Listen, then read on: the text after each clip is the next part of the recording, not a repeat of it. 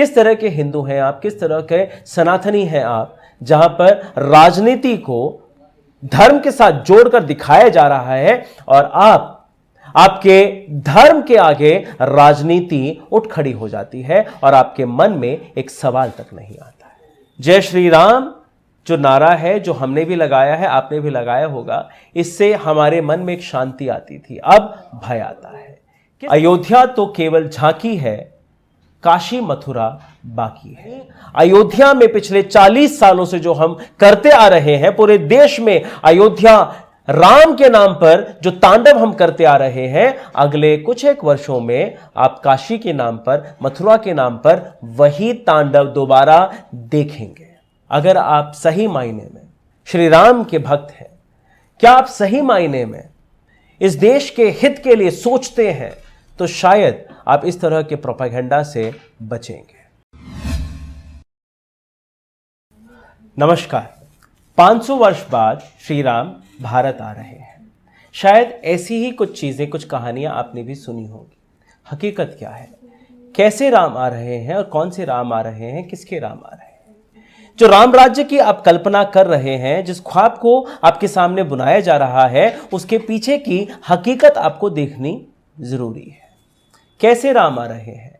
ये वो राम हैं जिनके चलते, जिनके नाम के उच्चारण के साथ इस देश में कई कहानियां गढ़ी गई। जैसे 100 स्मार्ट सिटीज बनाई जाएंगी, इस देश के किसान, उनकी उन्नति होगी, प्रगति होगी, उनकी आमदनी दुगनी हो जाएगी।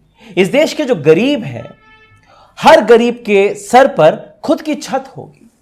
इस देश में जो महिलाएं हैं वो सुरक्षित महसूस करेंगी। ऐसी कई कहानियां, कई आश्वासन दिए गए पिछले 10 सालों में। लेकिन आपके सामने जो प्रोपेगेंडा फैलाया जा रहा है, उसका एक ही नाम है जय श्री राम और राम मंदिर।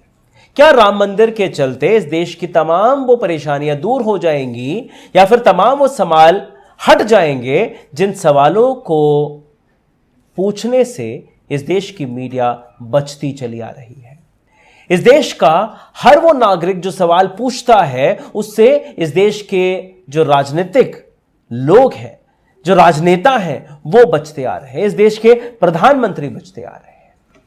कैसे श्री राम, रामलल्ला की आप बात कर रहे हैं, किस तरह की कल्पना में आप डूबे हुए हैं? इन तमाम सवालों का आज हम विश्लेषण करने वाले हैं। इसके आगे जिस राजनीति को बीजेपी आरएस चलाती आ रही है, जिस हिंदू मुस्लिम के मुद्दे को लेकर बीजेपी ने पिछले 40 सालों से इस देश में राजनीति करी है, क्या उस पर एक बिंदु लग जाएगा? इसके आगे हिंदू मुस्लिम नहीं करा जाएगा।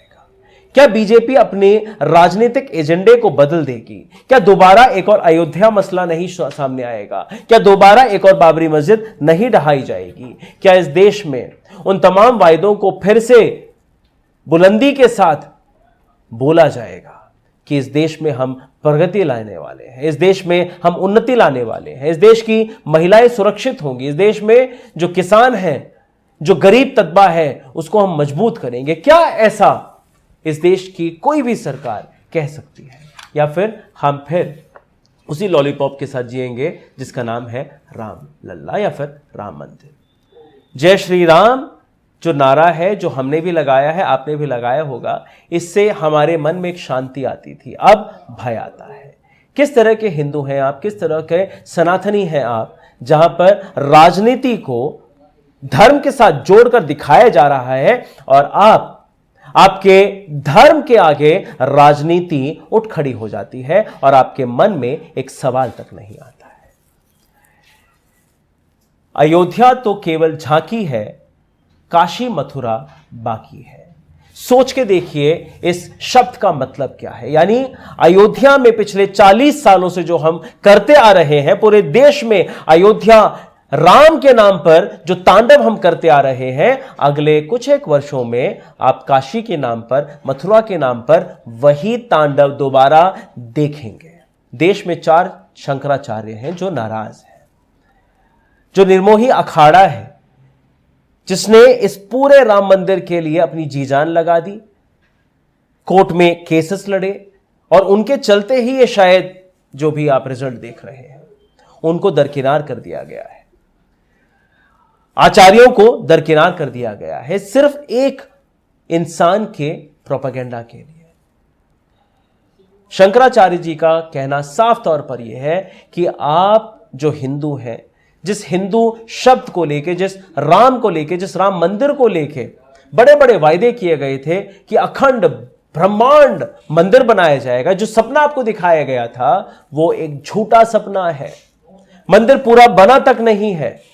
और किस मंदिर की आप कल्पना करा रहे थे? एक बड़े विशालकाय मंदिर को बनाने के लिए कम से कम 10 से 15 साल लग जाते हैं। यहां पर आपने 2 साल में मंदिर खड़ा कर दिया। यानी एक विशाल मंदिर का जो सपना दिखाया गया, हकीकत में वो एक छोटा सा मंदिर है और उस मंदिर का निर्माण भी पूरा नहीं हुआ। आपके सामने मैं एक वीडियो दिखाना चाहूंगा कि किस तरह से एक झूठे मंदिर को आपके सामने, एक इनकम्प्लीट मंदिर को आपके सामने दिखाने की कोशिश करी जा रही है। यानी शिखर बना नहीं है, उस शिखर के एक स्ट्रक्चर को लकड़ियों से, कपड़े से ढक कर बनाया जा रहा है ताकि दुनिया भर का जो टीवी मीडिया आपको दिखाने वाला है वो एक कंप्लीट मंदिर दिखाए, एक संपूर्ण मंदिर दिखाए जिसमें शिखर नहीं है।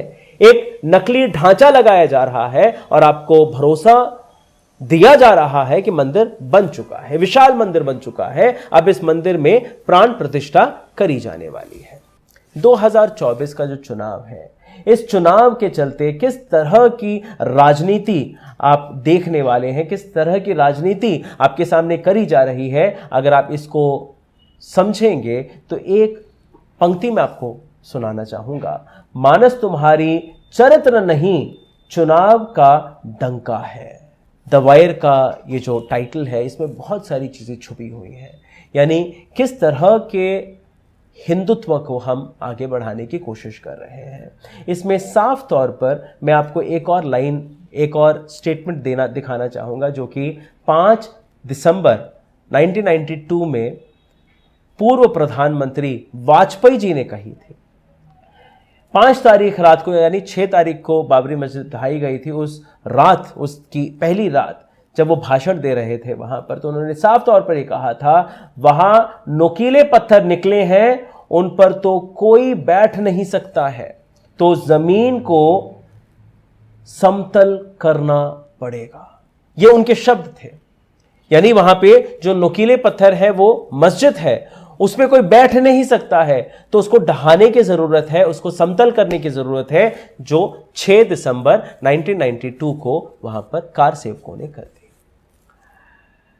रथ यात्रा, जिस रथ यात्रा की अडवाणी जी बात करते हैं, वो एक टोयोटा कार की छत उड़ाकर उसमें उसको रथ यात्रा का नाम दे दिया गया। रथ यात्रा का, रथ का वर्णन रामायण और महाभारत दोनों में ही है। ये किसी भी तरह से रथ थी ही नहीं, लेकिन हिंदुओं को धोखे में लिया गया। वहां पर उनको समझाया गया कि यही रथ है। ये एक राजनीतिक रथ थी, लेकिन उस राजनीति के चलते आपके धर्म को उसके साथ मिलाकर आपके विश्वास को ठेस पहुंचाई गई, चोट पहुंचाई गई। लेकिन इस पे किसी को कोई खेद नहीं होगा क्योंकि आपको समझ में ही नहीं आया। अगर इस पूरे विषय की आप बात करें तो 2024 में जिस तरह से आपको दिखाया जा रहा है कि रामलला आ रहे हैं, इसकी जो शुरुआत है ये कई सदी पहले हो चुकी थी। अगर आप ज़्यादा पीछे ना जाना चाहें तो भी अगर आप देखें 1885 में इसकी शुरुआत हो चुकी थी। महंत रघुवीर दास फैजाबाद जिले की अदालत में पहुंचते हैं। वो कहते हैं बाबरी मस्जिद के बाहर एक मंडप बनाने की जरूरत है। याचिका उस वक्त खारिज कर दी जाती है, लेकिन इसी याचिका को फिर से दोबारा दोहराया जाता है 1949 में। इसके बाद हर वर्ष इसमें डेवलपमेंट होता है। 1965 में विश्व हिंदू परिषद का जन्म होता है। उसके बाद भी कई ऐसे दौर आए जहां पर बाबरी मस्जिद के बारे में जब पूछा गया कि यहाँ पे मंदिर था, यहाँ पर हकीकत में मस्जिद थी, ऐसे कई ऐसे सवाल निकाले गए जहां पर किसी भी तरह का प्रमाण नहीं दिया गया। क्या बीजेपी हिंदू मुस्लिम के एजेंडे से आगे बढ़ सकती है? अगर आप इस सवाल का हल ढूंढना चाहें तो शायद नहीं, क्योंकि एक विश्व साइकिल है और ये घूमता रहेगा। कैसे घूमता रहेगा मैं उस पर भी आपको लेके चलता हूं। सुप्रीम कोर्ट के फैसले से पहले कई दौर की बातचीत हुई। दोनों ही समुदायों के बीच में, हिंदू एक तरफ, मुसलमान एक तरफ। आखिरकार एक जगह आके दोनों ही लोग मान गए, जिसमें मुस्लिम पक्ष ने एक चीज कही कि जिस बाबरी मस्जिद को आपने ढहा दिया, जिसको आप मंदिर मानते हैं, चलिए हम आपको वो जमीन दे देते हैं, जो कि ऐसा है नहीं। आर्कियोलॉजिकल सर्वे ऑफ इंडिया ने इसकी रिपोर्ट करी है कि यहां पे कुछ नहीं था, फिर भी हम आपकी आस्था का ध्यान रखते हैं, आपको बोलते चलिए अब तो जो होना था वो हो चुका, आगे बढ़ते हैं। लेकिन इसके बाद जितने भी मस्जिद हैं, इन सब का जो प्रोटेक्शन है ये आपको करना पड़ेगा। जितने भी मस्जिद हैं जिसको आपने खंडहर घोषित कर दिया है, वहां पर हमें इजाजत देनी पड़ेगी कि वहां हम जाके नमाज अदा कर सकें। और जितने भी प्रेयर सेंटर्स हैं, चाहे वो मंदिर हो, मस्जिद हो, गुरुद्वारा हो या फिर चर्च हो, इन तमाम जगहों का जो प्रोटेक्शन है सरकार को करना पड़ेगा। लेकिन इस वार्ता के बाद ये बात टल गई। उसके बाद वर्डिक्ट आया। वर्डिक्ट के बारे में अब जब देखें, अब जब जजमेंट देखें, तो जजमेंट में किस जज ने इस जजमेंट को लिखा है शायद उसका नाम तक नहीं है। ऐसे वर्डिक्ट को जब लिख रहे थे तो इस देश में एक बहुत इंपॉर्टेंट लॉ है, the place of worship law act 1991। इसमें साफ तौर पर लिखा गया है जो वर्शिप एरियाज हैं, गुरुद्वारा है, मंदिर है, मस्जिद है, ऐसी तमाम वो जगह हैं, इन सभी जगहों पर किसी भी तरह की छेड़खानी नहीं करी जानी चाहिए। ये कोर्ट का ऑर्डर है, इस देश का लॉ है, लेकिन इस लॉ को भी खत्म करने की बात शुरू कर दी गई है। इसके साथ साथ अगर आप देखें, यही वो अदालतें हैं जो बार बार अपने ही बनाए लॉ को रौंदती चली आ रही हैं। काशी और मथुरा की जो बात हम कर रहे हैं, अगर उसके बारे में अगर आप बात करें, ज्ञानवापी मस्जिद का सर्वे, उसका ऑर्डर कोर्ट ने ही दिया। इलाहाबाद हाई कोर्ट का एक ऑर्डर है जिसमें साफ तौर पर यह कहा गया है शाही ईदगाह मस्जिद, इस पर भी जो सर्वे होना है वो भी होके रहेगा। यानी जो बीजेपी की जो राजनीति है, जो आरएसएस की जो राजनीति है, वो इस देश की प्रगति के नाम पर हिंदू मुस्लिम इसके आगे बढ़ ही नहीं पा रही है। इस देश के बच्चों की शिक्षा को ले लीजिए, इस देश के अस्पतालों को ले लीजिए, इस देश की जो महिलाएं हैं उनकी सुरक्षा के बारे में अगर आप बात करें, महंगाई के बारे में अगर आप बात करें, इस देश में जो रोजगार ढूंढते युवा हैं उनकी अगर आप बात कर लें, या फिर जिस डेवलपमेंट मॉडल के बारे में ही आप बात करते हैं, अगर उस पर भी आप चर्चा करने की कोशिश करें, पिछले 10 वर्षों में किस तरह के सपने आपको दिखाए गए थे और आखिर में किस तरह के सपने के सामने उन तमाम सपनों को रौंद दिया गया है और आपसे उन तमाम सपनों को भुलाने की अपेक्षा रखती है इस देश की सरकार, और उस तमाम सपनों को पर्दा डालने का काम इस देश का मीडिया करता है। किस तरह के राम राज्य की कल्पना आप कर रहे हैं, किस तरह के मंदिर की कल्पना आप कर रहे हैं। पूरे देश में एक प्रोपेगेंडा के तहत 2024 के चुनाव का आगाज हो चुका है।